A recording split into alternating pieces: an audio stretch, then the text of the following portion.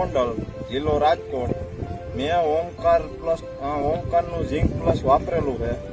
15 વીઘાની મગફળી હતી, એમાંથી 5 વીઘામાં મેં વાપરેલું છે અને બીજા 10 વીઘામાં વાપરેલું નથી. એમાં બેમાં ઘણો તફાવત છે. જે 5 વીઘામાં ઝીંક પ્લસ વાપરેલું છે એ ઝીંક પ્લસમાં એમાં સારો ટીકા નથી. લીલી મગફળી છે, આ તમે જોઈ શકો છો. અને બીજા નંબરમાં 10 વીઘામાં જેમાં નહોતું વાપર્યું એમાં ગેરું અને પીળાઈ ગઈ નથી. 1 મહિનો સતત વરસાદ આવ્યો તોય આમાં એને મગફળીમાં 5 વીઘામાં કાંઈ ફેર પડ્યો નથી. અને ઉતારામાં પણ સારું છે, મધ્યા ટોડવું પુરાણું છે. ઓમકારનું ઝીંક પ્લસ વાપરો એવી બધાને મારે ભલામણ છે ખેડૂત ભાઈઓને. બસ તમે થોડા ઘણી ટ્રાય મારો.